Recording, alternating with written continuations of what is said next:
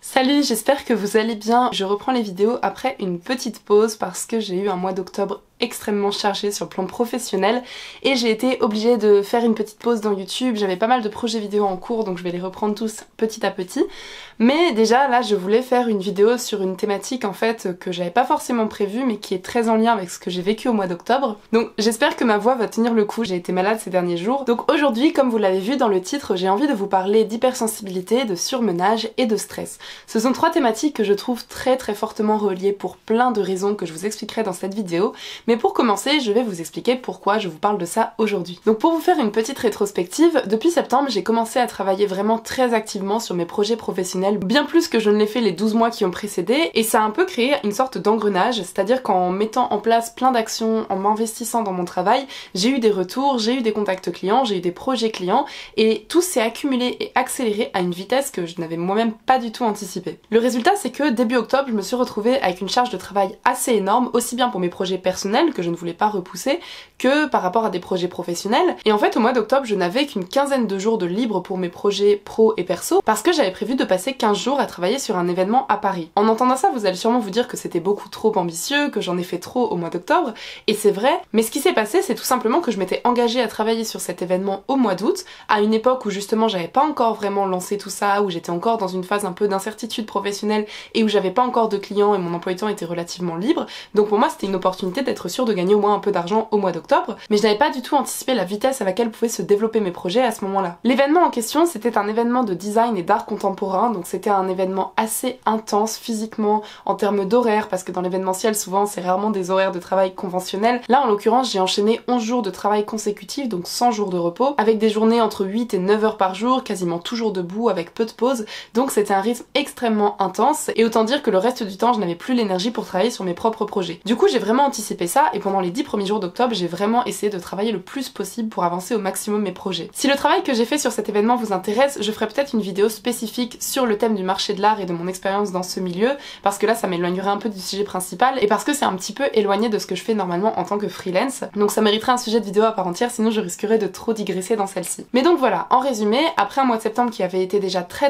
intense, j'ai passé les 10 premiers jours d'octobre à travailler super dur sur mes projets pour prendre un maximum d'avance, et ensuite les 15 jours suivants, j'ai travaillé à Paris sur un événement extrêmement difficile, sans compter le fait qu'en plus c'était à Paris, qui est déjà une ville qui m'épuise beaucoup. Je n'étais pas chez moi, donc il y avait en plus la fatigue de ne pas pouvoir rentrer chez moi le soir, retrouver mon confort, mon appartement, etc. Les déplacements professionnels, c'est toujours beaucoup plus fatigant que quand on travaille chez nous. Et bien entendu, comme je suis introvertie, les interactions sociales ont tendance à beaucoup me fatiguer, et là j'ai quand même dû accueillir plus de 2000 personnes en 15 jours, donc c'est assez énorme, donc autant dire que c'était aussi très éprouvant en termes d'énergie sociale. Donc bien entendu, j'ai anticipé le fait que ce serait très difficile, et j'ai réussi un peu à lâcher prise sur mes propres projets pendant le temps de l'événement, et quand je suis rentrée à Bruxelles, tout simplement, je me suis dit ok, je me repose le temps dont j'ai besoin, et s'il faut, je ne travaillerai peut-être que 3 ou 4 heures par jour les premiers jours, le temps de récupérer mon énergie. Mais ce qui s'est passé, c'est qu'après être rentrée de Paris, j'étais tellement épuisée, mon organisme avait tellement encaissé de stress, d'épuisement, sans parler de toutes les courbatures et les douleurs physiques qui m'ont valu une bonne séance d'1h30 d'ostéopathie, parce que je ne travaille jamais debout, donc mon corps n'est pas du tout habitué, qu'au final, ce qui s'est passé, c'est que je suis tombée malade, d'où ma voix cassée. J'ai commencé à sentir que je couvais quelque chose mercredi soir, et j'ai été super malade jusqu'à peu près lundi matin, donc ça a quand même duré quelques jours, et disons que ça m'a mis vraiment au repos forcé. Donc il y avait des jours où ça allait à peu près, mais c'était vraiment pas de chance parce que j'avais pas mal de choses prévues ce week-end. J'avais un anniversaire surprise le samedi soir, un événement prévu pour le soir d'Halloween, et en plus de tout ça, il fallait quand même que j'avance sur mes projets professionnels, donc j'ai dû annuler et repousser pas mal de choses et c'était assez frustrant. Mais la première anecdote dont je voulais vous parler, c'est que je suis quelqu'un qui ne tombe quasiment jamais malade. À mon avis, ça a sûrement un rapport avec le fait que je prends des douches et des bains glacés depuis maintenant 7 ans, donc je pense que ça a quand même renforcé mon système immunitaire parce que c'est vrai que je tombe très rarement malade, et ça m'est déjà arrivé de passer parfois une année entière sans jamais tomber malade, mais quasiment toutes les fois de ces dernières années où je me rappelle avoir été malade,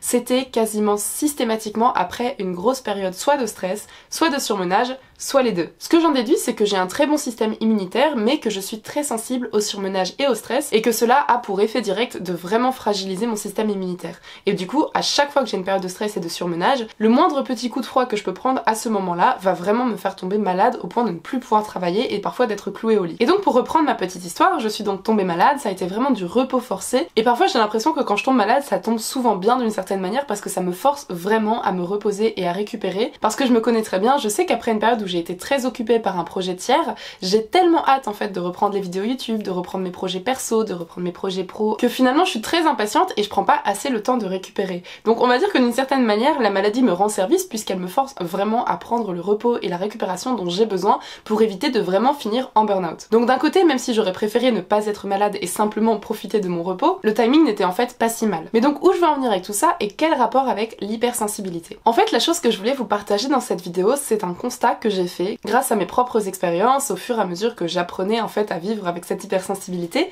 J'en ai tiré certaines choses, certains constats que je trouve assez intéressants et que j'avais envie de partager avec vous en vidéo. En tant qu'hypersensible et en plus de ça en tant qu'HP, j'ai toujours eu tendance à me sentir un peu inférieure par rapport à d'autres personnes sur certains plans, et notamment sur le plan professionnel. Je vais être tout à fait honnête avec vous, à la base, ce qui m'a poussée vers l'entrepreneuriat, vers YouTube, vers les activités indépendantes, ce n'est pas forcément la passion de l'entrepreneuriat, ce n'est pas la passion du métier que je fais aujourd'hui. À l'origine, j'ai toujours su que je serais indépendante et que je travaillerais à mon compte pour la simple et bonne raison que je me sentais totalement inadaptée et incapable d'avoir un métier conventionnel. Et cette incapacité que j'ai vraiment expérimentée, parce que pendant mes études j'ai dû faire des stages et quasiment à chaque fois ça s'est fini vraiment super mal au niveau de ma santé physique et mentale, cette incapacité a vraiment eu un impact sur ma confiance en moi. C'est-à-dire qu'avec le temps j'ai commencé à me dire que j'étais vraiment quelqu'un de faible, que j'avais pas les mêmes capacités qu'une personne normale, que cette hypersensibilité et cette surdouance étaient vraiment un fardeau qui m'empêcherait de réaliser mes rêves et de vivre une vie normale. Et il y a eu énormément de fois dans ma vie où j'ai vraiment douté de moi et je me suis dit mais en fait je pourrais jamais travailler, je pourrais jamais réussir parce que je suis trop faible. Et dans une société qui prône la productivité et la réussite professionnelle avant tout,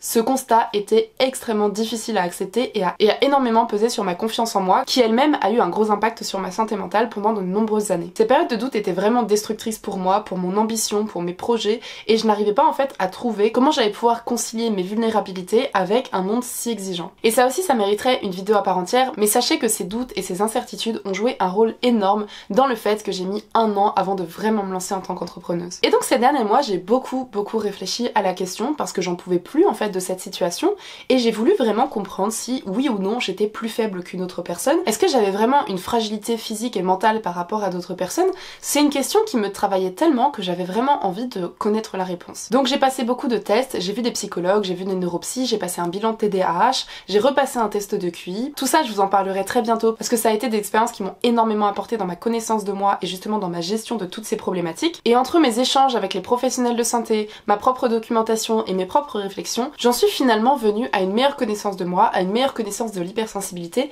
et à des conclusions que j'avais envie de partager avec vous aujourd'hui. Et donc la conclusion où je suis arrivée, c'est que oui, effectivement, peut-être que sur certains aspects, il y a des choses qu'en tant qu'hypersensible, on ne peut pas faire. Ça, je le sais tout simplement parce que il m'est arrivé de me comparer à des personnes qui étaient vraiment hyper résistantes à l'effort, qui étaient hyper résistantes au travail avec des gros horaires et des travails assez difficiles physiquement. Typiquement, une des personnes avec qui j'ai échangé et qui travaillait sur le même événement que moi m'a vraiment choquée par sa capacité à encaisser des charges de travail physique énormes. Et ce qui m'a vraiment fait réaliser la différence entre lui et moi, c'est que non seulement il travaillait encore plus que moi parce qu'il avait un travail en plus de l'événement et qu'il me disait en plus qu'il avait besoin de travailler, qu'il aimait ça et qu'il ne faisait même pas ça pour l'argent. Et surtout ce qui m'a frappé, c'est que quand à la fin d'une journée de 8 heures, je lui demandais s'il était pas fatigué et si ça allait, il me disait toujours que non, il était pas fatigué, que physiquement ça allait. Et là vraiment dans ces moments-là, je me disais mais c'est pas possible, on n'est pas constitué pareil, enfin je ne comprends pas. Parce que moi à ce moment-là de la journée, j'avais vraiment mal partout, j'avais l'impression qu'il me faudrait 5 séances d'ostéopathie pour m'en remettre, j'étais terriblement épuisée. Donc effectivement quand on se compare à certaines personnes qui sont vraiment des gros travailleurs, qui sont des personnes qui ont un travail très physique et qui arrivent à apprécier ça,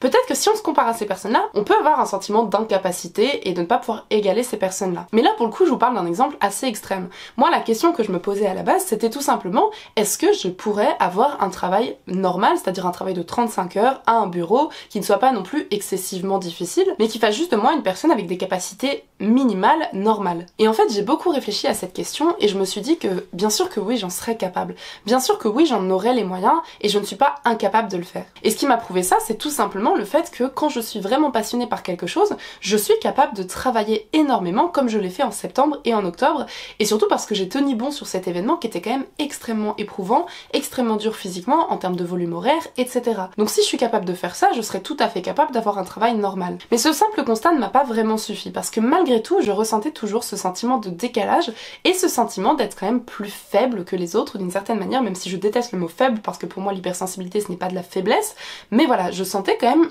un décalage avec les autres personnes, une sorte de vulnérabilité que j'avais et que j'avais l'impression que les autres n'avaient pas. Et typiquement, un des exemples de cette différence, c'est que certes j'ai réussi à aller jusqu'au bout de l'événement. Certes, j'ai tenu le coup, mais malgré tout, j'ai quand même dû passer une semaine quasiment entière à récupérer avant de pouvoir retrouver un rythme normal, et en plus de ça, je suis tombée malade. Et je sais pertinemment que cela est relié au surmenage que j'ai eu pendant mon travail à Paris. J'en arrive donc à la conclusion de ma réflexion. Ce dont je suis absolument certaine aujourd'hui, c'est qu'en tant qu'hypersensible, on n'est pas forcément moins capable qu'une autre personne. On n'est pas moins capable, on n'est pas plus faible, mais il y a deux nuances importantes à prendre en compte. La première et la plus essentielle, et celle que j'ai mis du temps à comprendre mais qui finalement fait toute la différence, c'est le fait qu'en tant qu'hypersensible, on est capable de faire énormément de choses, on est capable d'accomplir des travaux difficiles, on est capable d'accomplir de grandes choses, mais ça va nous coûter davantage en énergie, en santé physique et en santé mentale. Et c'est un coût réel, c'est-à-dire qu'on a vraiment un prix à payer pour ces efforts que l'on fournit qu'une autre personne n'aurait pas forcément à payer. Par exemple pour moi, ça va être au niveau de mon système immunitaire d'avoir des conséquences immédiates. Au niveau de ma fatigue, je pense que l'impact est plus grand que chez une personne qui n'est pas hypersensible. Ça va me fragiliser beaucoup plus qu'une autre personne. Mais ce n'est pas tout, parce que là vous allez vous dire, oui mais du coup si ça nous coûte notre santé physique ou mentale, voire même les deux, dans ce cas-là c'est qu'on n'en est pas vraiment capable, parce que ça n'en vaut pas la peine. Et là je suis d'accord avec vous. Mais du coup ce que j'ai vraiment appris c'est que tout simplement un hypersensible est capable de tout réaliser à partir du moment où il accepte son hypersensibilité et qu'il est capable de la prendre en considération dans ses choix. C'est-à-dire qu'il est capable de faire des adaptations spécifiques selon ses besoins. Et cette question de l'adaptation, elle est absolument centrale et elle est vraiment majeure dans toutes les réflexions que j'ai pu avoir jusqu'à aujourd'hui sur la thématique de l'hypersensibilité. Pour vous donner un exemple, je vais tout simplement vous parler de ma sensibilité au changement de saison. Comme vous le savez sans doute, je suis sujette à la dépression saisonnière, j'en ai déjà beaucoup parlé sur cette chaîne, et vous allez sans doute comprendre le lien que je fais avec l'hypersensibilité. Disons que chez une personne qui n'est pas hypersensible, le changement de saison va avoir un petit impact sur leur morale, peut-être qu'ils vont être un peu moins joyeux, peut-être qu'ils vont être un peu plus fatigués, mais ça va s'arrêter là. Alors que chez une personne hypersensible comme moi, ça peut avoir des conséquences beaucoup plus grandes, comme vraiment une asthénie qui empêche de se lever le matin, voire même nous faire sombrer dans un état dépressif, ce qu'on appelle la dépression saisonnière. Donc bien entendu, il n'y a pas que les hypersensibles qui sont sujets à ça, mais ils sont bien entendu beaucoup plus touchés. Et donc quand je parle d'adaptation, qu'est-ce que ça veut dire? Eh bien c'est tout simplement le fait que, en tant qu'hypersensible, comme je sais que j'ai cette fragilité en plus, je vais devoir faire beaucoup plus d'efforts avant, pendant et après l'hiver pour m'adapter. C'est-à-dire prendre de la vitamine D, faire de la luminothérapie, me forcer à faire des balades en forêt même quand j'ai vraiment pas envie, pratiquer beaucoup d'activités bien-être comme du sport, de la méditation, du yoga et j'en passe. Et que même en faisant tous ces ajustements, il se peut que j'ai quand même des effets du blues saisonnier. Ils seront amoindris bien entendu, mais je pourrais quand même les sentir. Donc là c'est pour l'exemple de la déprime saisonnière parce que c'est un sujet dont j'ai beaucoup parlé, mais pour le surmenage et par rapport au travail et globalement à toutes les difficultés qu'on peut rencontrer en tant qu'hypersensible, je pense vraiment que la problématique est la même. C'est-à-dire qu'on peut tenir le coup, on peut arriver au même résultat qu'une personne qui n'est pas hypersensible, mais ça va nous demander plus d'efforts, plus d'ajustements et surtout une énorme connaissance de nous-mêmes et de nos besoins. Donc pour revenir à mon exemple de surmenage par rapport à ce que j'ai vécu en octobre, pour moi ça a été de prendre des compléments alimentaires longtemps avant le début de l'événement, donc j'ai pris des oméga 3, de la vitamine D, du magnésium, etc. Pendant l'événement ça a été vraiment de me forcer à utiliser mon peu de temps libre pour faire des étirements au moins une fois le matin et le soir pour vraiment détendre mon corps et me détendre physiquement et libérer un peu les tensions accumulées pendant ma journée de travail, de dormir vraiment des nuits très longues parce que j'avais besoin de récupérer, mais ça a été aussi après mon retour de devoir me reposer longtemps, de devoir aller voir un ostéopathe parce que j'étais vraiment bloquée de partout, et même avec tout ça, ça n'a pas suffi parce que le stress a suffisamment ébranlé mon système immunitaire pour que je tombe quand même malade en fin de semaine. Donc ça peut paraître un exemple assez négatif parce que j'ai quand même fini dans un assez mauvais état, mais pour le coup, vous l'aurez compris, c'est un exemple assez extrême parce que mon mois d'octobre était vraiment excessivement chargé et que clairement c'était vraiment au-delà de mes limites. Je crois que je n'ai eu absolument aucun jour 100% off de tout le mois d'octobre. Donc forcément dans des conditions extrêmes comme ça, les conséquences sont évidemment plus marquées. Mais de manière générale, et tant qu'on reste raisonnable par rapport à la charge de travail et qu'on s'accorde le repos nécessaire, je pense que ces ajustements qu'on fait en tant qu'hypersensible, que ce soit au niveau alimentaire, au niveau de l'hygiène de vie globale, etc., ça joue un rôle. Je vais bientôt conclure cette vidéo parce que c'est un sujet hyper vaste et que clairement je vais l'approfondir dans de nombreuses autres vidéos. Mais de manière générale, je voudrais parler un peu plus en détail de l'hygiène de vie parce que, comme vous le savez, j'ai une santé mentale assez fragile, donc évidemment j'ai beaucoup d'antécédents qui jouent là-dessus. J'ai un trouble dysphorique prémenstruel, je suis sensible à la déprime saisonnière, j'ai une très forte tendance au surmenage, etc. Donc on va dire que j'ai beaucoup de difficultés qui s'accumulent dans mon quotidien et qui me rendent la vie un peu difficile. Et honnêtement, je l'ai longtemps vécu comme une injustice parce que justement, j'ai une hygiène de vie qui est quand même assez saine par rapport à, je pense, beaucoup de monde qui se porte bien mieux que moi. C'est-à-dire que comme vous le savez peut-être, je pratique énormément la méditation, le yoga, je fais du sport très régulièrement, j'ai des horaires de sommeil assez réguliers, je me couche tôt. Comme je suis entrepreneuse, j'adapte au maximum mes horaires de travail en fonction de mon énergie, de mes besoins. J'ai une alimentation assez saine, je ne fais quasiment jamais de soirée, je ne bois quasiment jamais d'alcool. En bref, même si mon alimentation n'est pas parfaite et qu'il y a quelques petites choses qui pourraient être améliorées, dans l'ensemble, j'ai quand même une hygiène de vie assez irréprochable et malgré ça, j'ai toutes ces difficultés, tous ces déséquilibres. Donc En partant de là, on pourrait se dire que c'est quand même une véritable injustice en fait d'être hypersensible, parce qu'on doit faire 10 fois plus d'efforts que les autres pour se maintenir en bonne santé, et malgré ça on a toujours plein de difficultés. Mais honnêtement j'ai plus envie de penser ça comme une injustice, parce que c'est déjà suffisamment compliqué à gérer, alors si en plus je le vis comme une injustice et que je le vis mal, ça va juste me rajouter un problème en plus. Alors que si je suis juste dans l'acceptation, et surtout le plus important, que j'arrête de me comparer aux autres, qu'ils soient hypersensibles ou pas, parce qu'on a chacun notre manière différente de vivre l'hypersensibilité, rien que ça déjà ça m'enlève un fardeau énorme. Et honnêtement j'en reviens à ce que j'ai dit en début de vidéo, c'est en grande partie pour toutes ces raisons que je vous ai mentionnées que j'ai choisi d'être entrepreneuse, parce que je voulais vraiment pouvoir adapter mon cadre de vie à mes besoins et non pas devoir adapter mes besoins à mon cadre de vie ou à mon cadre de travail. C'était quelque chose de primordial pour moi, pour mon équilibre, pour ma santé physique et mentale, et ça ne veut bien sûr pas dire qu'on est obligé d'être entrepreneur si on est hypersensible, mais très honnêtement pour connaître énormément de personnes hypersensibles dans mon entourage, je peux vous assurer qu'à peu près 8 sur 10 sont indépendantes, que ce soit artistes, youtubeurs, entrepreneurs ou peu importe. Je pense que l'attirance pour les professions indépendantes et l'absence de cadre professionnel se fait naturellement sentir pour les personnes hypersensibles parce que, comme je vous l'ai dit, chez moi et chez beaucoup de personnes, je pense que c'est un véritable besoin. On peut dire que le choix de mener une vie indépendante, c'est aussi une adaptation et pas des moindres. Donc voilà, j'avais vraiment envie de vous partager le fruit de ces réflexions et ça m'a permis aussi de vous donner un peu des nouvelles après ce mois un petit peu chaotique. Mais honnêtement, le thème de l'hypersensibilité, le rapport avec l'hygiène de vie, la santé physique, la santé mentale, même si ce n'est pas mon métier, j'ai vraiment envie de me documenter de plus en plus dessus pour vous fournir du contenu qui soit vraiment le plus poussé et le plus juste possible. Donc j'espère vraiment de tout cœur que le sujet vous intéresse parce que c'est et ça restera un sujet vraiment central sur ma chaîne YouTube. En attendant, j'espère que vous ça va, j'espère que votre mois d'octobre s'est bien passé. Je vais donc vous laisser pour aujourd'hui, je vous souhaite une merveilleuse journée. Comme toujours, prenez bien soin de vous et je vous dis à bientôt.